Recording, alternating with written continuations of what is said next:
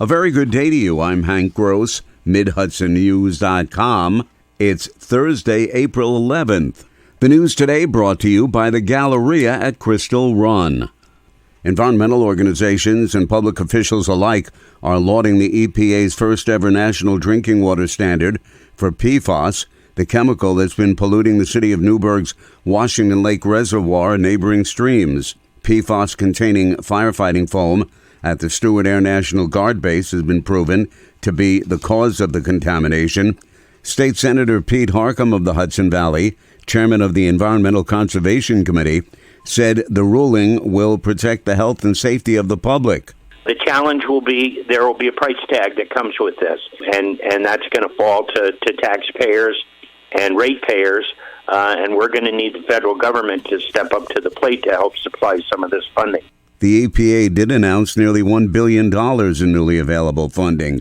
Jennifer Rawlinson of the Newburgh Clean Water Project and a member of the Stewart Air Guard Restoration Advisory Board notes that there's been a lot of footwork to get to this point.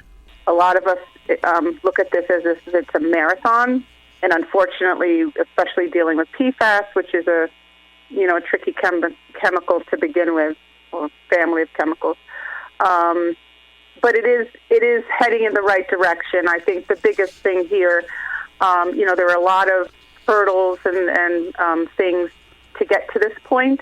Congressman Pat Ryan, who's been pushing for a nationwide standard, said the new one, combined with over $1 billion in new funding for implementation, will reduce PFAS in drinking water to historic lows and protect 100 million Americans, including families in Newburgh and New Windsor, from the toxic forever chemicals.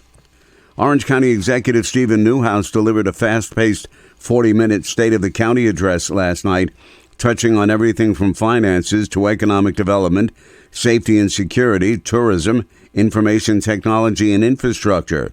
The county executive said if you want something done, you should take a leadership role. John Mayer, see, he's got a great song, Waiting for the World to Change. We can no longer sit there and wait for the world to change. That's why we need to take the leadership here. It's going to start with the county, the Association of Counties, my department heads who are on the cutting edge of all the different things that they're in charge of. Newhouse did make one new announcement that with the retirement of County Social Services Commissioner Darcy Miller this coming summer, he will nominate 15-year county employee Lacey Trimble to replace her. More news right after this. Find over 100 retailers allowing you to spend hours shopping safely at the Galleria at Crystal Run. Enjoy the big brands and the diverse selection of family-owned stores all in one location. The Galleria at Crystal Run offers dining options for everyone with Fuji 110 Grill, Allen's Mediterranean Grill, and Peru Cuisine. Discover the Mid-Hudson Valley's premier shopping, dining, and entertainment destination, the Galleria at Crystal Run. For more information, follow us on Instagram, Facebook, or visit GalleriaCrystalRun.com. The economy of Sullivan County is looking up, according to county and economic development officials. The Sullivan County Partnership for Economic Development held its annual economic summit in the town of Thompson yesterday, and its president, Mark Baez, says the county has a bright future. Our tourism is up, our economic development is up, our sales tax is up. So there's a positive outlook. And what we've done at the partnership is we've created a situation where preparing ourselves for what could be. County Legislature Chairwoman Nadia Raj says the legislature is all in on encouraging economic development. We need to invest in our workforce, which I'm grateful for the community college, because we are workforce development, plus we have a division of workforce development. We need our youth to remain here. We need housing. We need a diverse economic development. In recent years, Sullivan County has experienced among the lowest unemployment rates and highest job growth rates in the region. Committees of the Ulster County Legislature have given their approval to accept $10 million in state funding for continued environmental remediation of the iPark 87 site in the town of Ulster. County Planning Director Dennis Doyle says the grant requires county funding as well. This grant is a grant that was the county applied through an application to Restore New York. The grant is for $10 million. It requires a 1-to-1 match for iPark 87, and it would be used for some of the environmental remediation on the site.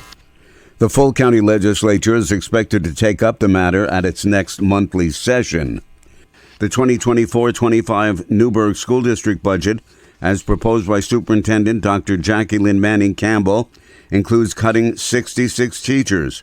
There are 1,108 teachers who are members of the Newburgh Teachers Association, and the cuts would amount to just under 6% of the roster. Of the 189 teachers' aides employed, 16 or 8.5% would be cut. The superintendent's proposed $358.2 million budget includes a total reduction of 102.5 positions, most of which, she said, are through retirement, attrition, and vacancies. Whispers Lounge at 428 North Street in the town of Wallkill has been the scene of a number of violent incidents in recent weeks and months, with stabbings and shootings.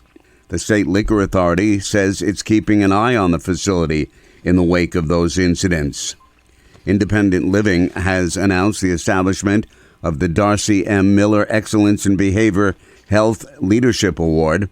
The recognition will honor individuals who demonstrate exceptional leadership and dedication in the field of behavioral health, embodying the values and characteristics exemplified by Miller throughout her career. She's the county's Mental Health and Social Services Commissioner, who will retire this summer after a career that spanned 36 years. I'm Hank Gross, MidHudsonNews.com. The news today brought to you by the Galleria at Crystal Run.